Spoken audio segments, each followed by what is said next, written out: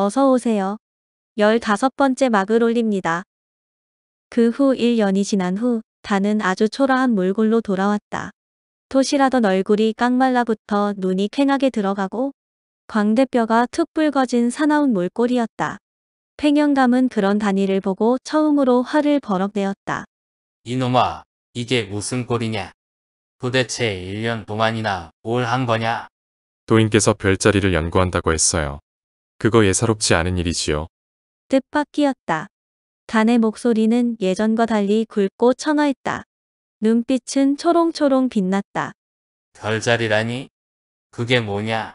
단의 눈빛은 불타오르고 있었다. 단은 이미 예전의 어린아이가 아니었다.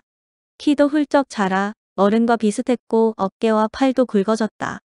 노인은 왠지 기가 질려 목소리가 죽어들었다. 점성술, 그건 뜬구름 같았어요. 산의 정상에서 보는 별들은 금방 쏟아질 듯 아름다웠죠. 스승님은 별들을 각각의 자리로 구분하고 북극성을 중심으로 하느님의 자리가 있다고 했고 그 주위로 천신들과 선녀들의 자리가 보이한다고 했어요. 또한 밤하늘을 28방향으로 나누고 각각의 별자리는 각 지방의 운을 나타낸다고 했어요. 저는 스승님의 말들이 공허하게 들렸어요. 스승님의 말씀은 이러했어요. 옛날에 하늘의 아들이 땅에 내려왔단다. 이 땅은 하늘의 아들이 차례차례로 내려와 다스렸는데 하얀 사람, 검은 사람, 노란 사람, 붉은 사람 등 9가지 종족이 각기 너무 달라서 모두를 함께 다스리기는 힘이 들었단다. 그러던 중 가장 힘이 센 치오라는 하늘의 아들이 있었지. 그는 온 세상을 하나로 만들어 다스리고자 했어. 그래서 종족을 가리지 않고 닥치는 대로 쳐부수었던 거야. 치유의 힘은 어마어마해서 거의 모든 세상을 장악했지만 끝내 그 뜻을 다 이루지는 못했단다. 오히려 세상은 그의 잔인성을 이어받아 각기 다른 종족은 물론 이웃 마을과 다툼이 날로 더욱 심해져 세상은 잔혹한 전쟁의 파도에 빠져들었지. 세상을 힘으로 다스릴 수는 없다는 교훈이 남았어.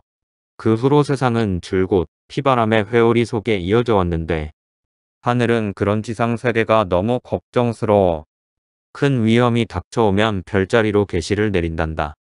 얼마 전 태성이 진성을 덮쳤으니 곧 큰일이 닥칠 것이다. 할아버지는 동조를 해왔다. 그런 얘기는 처음 듣는다. 정말 굉장한 이야기로구나. 저는 별의 움직임을 보고 세상 일을 예측할 수 있다는 것은 믿기 어려웠어요. 스승님은 또 사람마다 자신의 별이 있다며 저마다 별에 정해진 운명이 있으니 사람은 각자의 운명에 따라 물이 흐르는 대로 살아야 한다고 했어요. 저는 생각이 달랐어요. 언제든 저는 산으로도 갈 수도 있고 바다로도 갈 수도 있잖아요. 그런 제 운명을 어떻게 별이 결정한다는 거죠? 그래서 이렇게 물었지요. 스승님, 거친 물살을 헤치며 거슬러 오르는 수많은 은하대를 저는 보았습니다.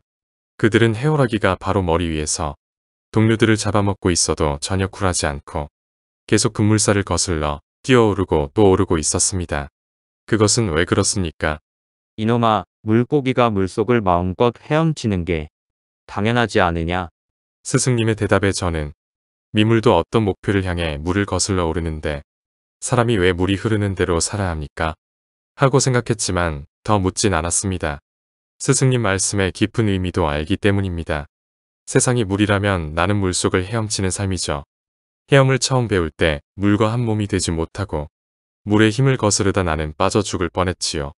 그렇다고 무작정 물을 따라 떠내려가면 안 된다고 생각해요.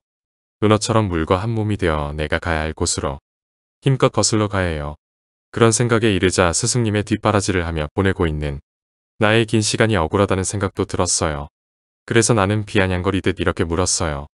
스승님, 왜 태양은 아침에 떴다가 저녁에 지는 거죠? 그리고 왜 밤에는 별이 뜨는 거죠? 달은 왜 날마다 그 모양이 변하는 거죠? 저의 할아버지께서는 세상 모든 것은 다 그 이유가 있다고 하셨어요. 스승님은 어이없다는 듯 나를 내려보다가 말했어요. 그것은 나도 모른다. 오직 하느님만이 알고 있겠지. 저는 계속 물었어요. 하느님이라고요? 하느님은 누구죠? 어떻게 생겼죠? 어디에 계시죠? 스승님은 조용히 속삭이듯 말했어요. 하느님은 빛과 같아서 일정한 형태가 없고 어디에든 계신단다. 빛과 같다면 캄캄한 밤에는 하느님이 없나요? 저는 또 물었죠. 아니야, 하느님은 또 소리와 같아서 못 가는 데가 없단다. 스승님은 신음처럼 말을 토했어요. 저는 한참 후 다시 물었어요. 어디에든 어느 때든 하느님이 있다면 스승님에게도 하느님이 있고 저에게도 또한 하느님이 있지 않을까요? 세상 만물에도 다 하느님이 있지 않을까요? 내가 그리 말하자 스승님은 말없이 등을 보이셨어요. 저는 별과 은하수도 좋았지만 날마다 변하는 달의 모양과 해가 뜨고 지는 위치를 확인하는 것이 가장 즐거웠어요. 보름달은 항상 엄마 얼굴 같았고 항상 나에게 미소 지으며 무언가를 얘기하는 듯했어요. 스승님은 점토에 날마다 변하는 별자리를 기록하고 있었어요. 난 점토의 달의 모양과 해 위치를 매일 기록했어요. 북극성에서 가장 멀리 떨어진 별들도 관찰했어요. 그러다가 하루는 제가 소리쳤어요. 알았어요. 스승님, 난 알아냈어요. 달은 매일 모양이 변하다가 29일이나 30일 후에 다시 둥근 모습으로 돌아오지요. 그건 달 모양이 변하는 게 아니에요. 달은 항상 똑같아요. 우리는 햇빛이 달을 비추는 부분만 보기 때문에 달의 모양이 다르게 보이는 거예요. 달이 뜨는 시간과 장소는 날마다 조금씩 바뀌어요. 보름달은 해가 지자마자 태양이 떴던 동쪽 바로 그 자리에서 뜹니다. 그래서 밤사이 내내 볼 수 있죠. 그러나 상현달은 해가 지면 이미 남쪽 하늘에 떠 있어요. 그래서 2시즌이 되기도 전에 금방 지고 말지요. 하얀달은 해가 져도 뜨지를 않아요. 한밤이 지나야 남동쪽에서 뜨죠. 그래서 초생달은 해가 진 후 서쪽 지평선에 잠깐 보이다가 지고 말며 금음달은 해가 뜨기 전 동쪽 지평선에 잠깐 보이다가 사라지지요. 그리고 아주 이상한 현상도 보았어요. 해와 달이 똑같은 자리에서 뜨고 질 때 아주 아름다운 보름달이 떴지요. 그런데 보름달이 점점 찌그러드는 겁니다. 마치 하늘에 괴물이 달을 갉아먹는 것 같았어요. 그러나 한 식경 안에 다른 제 모습으로 돌아왔지요. 어떤 괴물의 그림자가 달을 가리고 지나간 것입니다. 나는 그 괴물이 우리가 사는 이 땅이라고 상상해 보았어요. 그렇다면 땅도 해와 달처럼 둥근 모양이라는 것이죠. 해가 아침에 뜨고 저녁에 지는 이유도 알았어요. 북극성을 보세요. 모든 별이 북극성을 중심으로 돌고 있다는 것을 스승님이 가르쳐 주셨잖아요. 그것은 해와 달도 마찬가지죠. 저 넓은 하늘이 많고 많은 별이 모두가 땅 위로 떠올랐다가 땅 밑으로 지는 게 아니에요. 그들은 낮이나 밤이나 제자리에 있어요. 낮에는 햇빛 때문에 별을 볼 수 없지만 어두워지면 별들이 각기 자기 자리에서 조금씩 나타나지요. 별은 늘 제자리에 있었다는 얘기죠. 땅 아래에도 수많은 별이 쭉 이어져 있어요. 하늘은 머리 위에만 있는 게 아니고 땅 아래에도 하늘이죠. 세상은 온통 하늘이에요. 계절 따라 안 보이던 별들이 나타나는 게 그 이유예요. 우리가 보는 위치에 따라 많은 별이 보이기도 하고 안 보이기도 하는 거예요. 그런데도 해와 달과 수많은 별이 아침에 떴다가 저녁에 지는 건가요? 머리 위도 하늘이고 땅 밑도 하늘인데 온통 하늘인데 그 하늘이 올라갔다가 내려간다는 거예요? 그건 아닐 거예요. 하늘이 그럴 순 없어요. 저는 우리의 땅이 움직이니 하늘이 그리 보이지 않을까? 그렇게 생각해 보았어요. 내가 물구나무를 서서 세상을 보면서 하늘과 땅이 바뀌었네 하는 것과 같지요. 저는 우리의 땅이 북극성을 중심으로 돌고 있기 때문이라고 봐요. 그것은 북극성을 향해 보며 내 몸을 돌려보면 해와 달과 별들의 움직임이 똑같다는 것으로 알 수 있어요. 그동안 내 말을 묵묵히 듣고 있던 스승님이 갑자기 화를 버럭내며 소리를 질렀어요. 참으로 대단한 것을 발견했구나. 이런 맹랑한 것. 나는 너를 가르칠 수가 없다. 그만 산에서 내려가거라. 냉큼 떠나라. 스승님은 그렇게 나를 내쫓았어요. 저도 별 미련이 남지 않아 그곳을 떠나왔어요. 이야기를 듣는 동안 노인은 여러 생각에 잠겼다. 이 아이는 정녕 우리와 다르다. 하늘의 아들임이 틀림없다. 단을 처음 만났을 때 꾸었던 꿈이 생각났다. 이 아이가 엄마와 함께 왔었던 건 꿈이었고 호랑이와 함께 곰의 등에 엎혀왔던 그 모습이야말로 진짜 단의 모습으로 믿어졌다. 그동안 내 산골 장터에는 이상한 소문이 돌았다.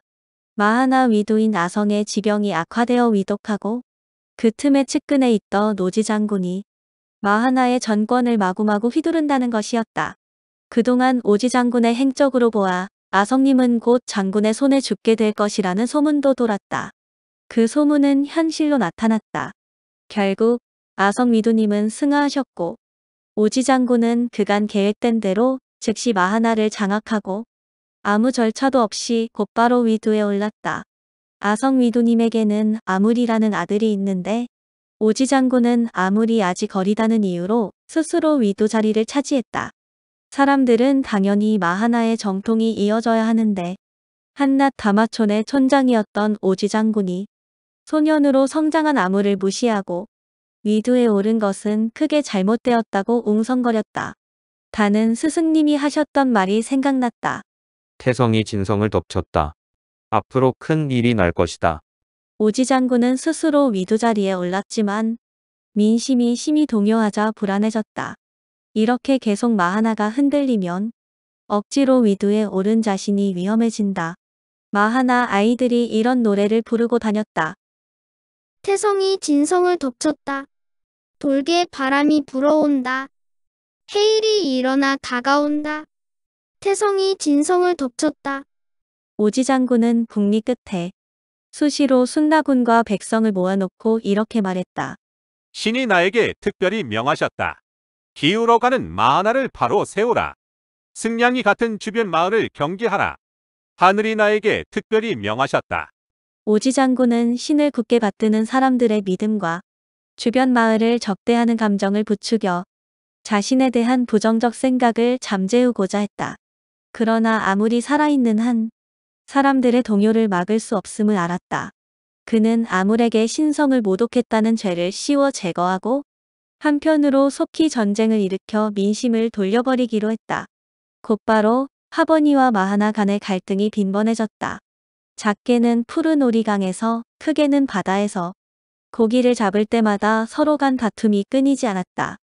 물속은 알 수가 없어 한쪽에서는 빈 그물만 끌어올리는데 바로 코앞에서는 그물이 터지도록 고기를 잡아 올리는 경우가 많다. 이때 한쪽에선 속이 부글부글 끓게 마련이다. 하지만 예전에는 서로 도와가며 고기를 나누어 갖는 풍속이 있었는데 갑자기 마하나가 이를 부당하다며 나누기를 거부했다. 한 번 다툼이 생기자 그런 미덕은 사라지고 적대적 감정이 일기 시작했다. 마을 어른들은 서로 만나 나름대로 구역을 정하거나 교대 조업하자는 등의 약속을 하기도 했지만 그건 쉽게 지켜지지 않았고 약속 그 자체에도 불만을 품었다. 약속이란 자신에게만 유리하게 해석되어 오히려 다툼을 빈번하게 만들었고 서로 간 적대적 감정은 날로 커져만 갔다. 오지 장군은 주변 마을에 작은 말썽이 생기면 그걸 기회로 삼아 문제를 확대하고 순라군을 동원하여 국부적인 전투까지도 서슴지 않았다. 무슨 일이든 그 일을 핑계로 대대적인 전쟁을 벌이려는 불씨로 키워가고 있었다. 아성의 단 하나의 아들인 아물은 자신에게 신성 모독이라는 죄가 씌워지자 자신의 목숨이 경각에 달았음을 알았다. 잠시도 머뭇거릴 시간이 없었다. 황급히 단 한 명의 호위병만을 데리고 몰래 마하나를 벗어나고 있었다. 그들은 내산골을 지나가다 두물머리 장터에 들리게 되었다. 그때 장터를 순회하던 단이 그 소년과 마주쳤다. 단은 자기 또래의 소년에게 강한 호기심이 솟았다. 소년은 얼굴이 수려했고 옷차림도 일반인과 너무 달랐다. 특히 소년의 태도가 단아했다. 또한 동반한 사내가 있었다. 그는 긴 보침을 메고 있었는데 살기가 느껴졌다. 그가 소년에게 깍듯한 것으로 보아 소년이 보통 사람이 아니라는 것을 금방 알 수 있었다. 그뿐이 아니었다. 장터에 못 보던 차림새의 장정들이 나타났다. 그 장정들도 긴 보침을 메고 있었고 살기가 느껴졌다. 그들은 이 단아한 소년을 몰래 뒤따르며 멀리서 감시하고 있는 게 분명했다. 단은 앞으로 닥쳐올 불길한 예감에 몸을 부르르 떨었다. 단은 소년의 앞으로 단숨에 뛰어갔다. 야, 너는 어디서 왔고 어디로 가려는 거냐? 단은 소년에게 다정하게 말을 던졌다. 그러자 옆에 있던 사내가 험상궂은 얼굴로 단의 앞을 가로막아 섰다. 소년이 그런 사내의 행동을 저지했다. 그리고 거만스럽게 답했다. 나는 먼 곳에서 왔고 아주 먼 곳으로 갈 거다. 그 이상 묻지 마라. 소년의 목소리는 높고 낭낭했다. 대답 끝에 미안한 듯 웃음을 흘렸다. 날만 해. 단은 그렇게 말하고 주위를 둘러본 후 재빨리 속삭였다. 너에게는 아무래도 조용한 곳이 필요해. 야, 나를 따라와. 빨리빨리. 적당한 곳이 있어. 긴 보찜의 사내가 의심의 눈초리로 단을 노려보았다. 그러자 소녀는 사내의 옷소매를 잡아 끌며 단의 뒤를 순순히 따랐다. 단은 건물 뒷안으로 가서 우레 쪽문을 열고 모퉁이를 돌아 커다란 건물의 안채로 그들을 안내했다. 들어와 여긴 내 방이야. 아무도 여기엔 얼씬 못해. 할아버지께서 그렇게 만들었어. 시장하지. 우선 먹을 것을 준비할까? 잠깐, 우리를 이곳으로 데려온 이유가 뭐지? 소년이 다그치듯 묻자 단은 소년의 얼굴을 지그시 보며 말했다. 내가 보기엔 넌 아무림이 분명해. 단의 말이 채 끝나기도 전에 사내가 보침을 거머쥐고 벌떡 일어섰다. 소년도 깜짝 놀라 눈을 동그랗게 뜨고 숨을 멈췄다. 맞지? 나는 단이라고 해. 나는 너를 돕고 싶어. 단이 손을 쑥 내밀며 소년에게 악수를 청했다. 소년은 엉겁결에 손을 맞잡으며 떨리는 목소리로 말했다. 넌 어떻게 날 알지? 아무도 몰라야 하는데. 그때 사내가 굵은 목소리로 속삭였다. 도련님, 위험합니다. 어서 여기를 떠나야 합니다. 이 녀석을 죽여버리고 가야 합니다. 사내는 보침 속에서 갑자기 검을 뽑아 들었다. 청동검이었다. 그건 아무나 지닐 수 없는 아주 귀한 검이다. 사내는 단번에 단을 베려는 듯 검을 축혀들었다. 여기서 막을 내립니다. 16번째 글이 준비되고 있습니다. 그때 만나요.